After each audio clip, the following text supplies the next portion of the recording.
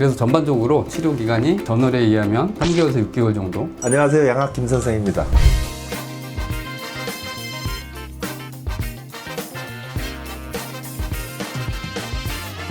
교정치료에 또 획을 그시는 한 선생님을 모셨습니다. 안녕하세요. 대치동 교정선생, 치과 교정 전문의 윤병수입니다. 교정 선생이 뭐야? 양학 김 선생 멋있잖아요. 저도 선수들이 뭔가요?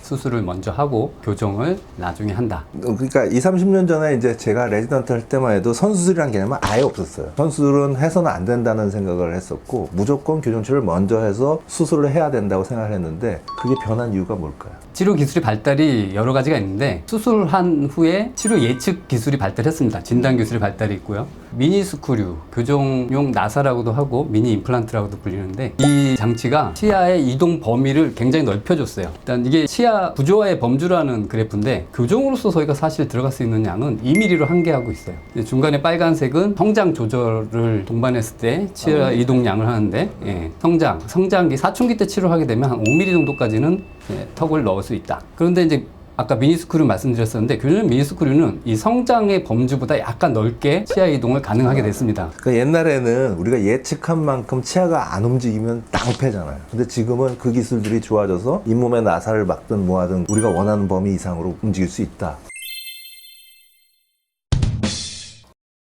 선수술이 치료가 빨리 일어나는 게 몇 가지 이론이 있는데 첫 번째로는 수술을 하고 나면 자가 치유를 이루기 위해서 치아 이동을 빨리 일으키는 물질들이 나와요. 두 번째로는 치아가 제 위치에 있지 않은 것들이 교정력을 가하지 않더라도 제 위치를 찾아가려는 그런 경향이 있으세요. 그리고 또 한 가지 이유가 더 있는데 선 교정을 하게 되면 이 교정 치료가 잘 되고 있는지 안 되고 있는지 확인하기 위해서는 본을 떠봐야 돼요. 선 수술을 하고 나서 교정을 하게 되면 그냥 환자 상태를 보면서 치료 목표를 저희가 찾아가는 거 쉽기 때문에 본을 떠서 치료 목표를 찾아가는 것보다 구강 내에서 저희가 확인이 가능하기 때문에 또 치료 기간이 단축될 수 있는, 그래서 전반적으로 치료 기간이 저널에 의하면 3개월에서 6개월 정도.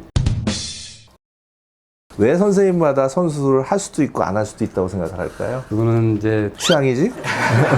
자기의 진료 경험, 진료 철학이 있으신데 선수술을 배우지 않으신 분들은 그것이 이제 위험하다고 알고 계셨는데 그거 시대의 변화를 못 읽는 분들이 계시기도 하고 안정을 추구하시는 분들도 있으시기 때문에 환자분들이 이제 자기 스케줄과 일정을 보셔서 내가 수술을 먼저 해야 될 상황이다 그러면 치료를 시작하기 전에 양학 김 선생님 찾아주셔가지고 선수술하는 선생님을 소개받든지. 아직도 정확하게 교과서적인 치료는 먼저 교정치료를 하는 거예요. 언제나 그렇게 설명을 먼저 드려요. 먼저 교정치료를 하는 게 교과서적인 치료다. 여러 번 설명드렸었지만 수술하고 나서의 안정성은 교합이에요. 교합이 딱 맞아줘야 더 이상 안 움직이고 뭐 하는 거거든. 어설픈 교합 갖고 있으면 턱 다시 나올 수 있어요. 교정치료 마무리 잘 하셔야 돼요.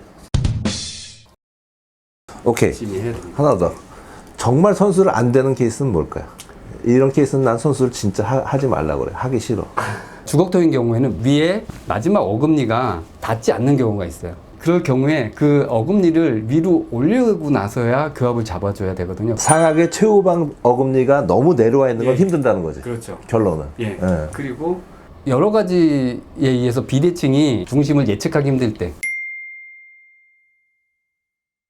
그럼 무조건 손수술하는 게 좋은 거 아닌가요? 예, 저는 그래서 손수술을 권합니다. 네, 환자.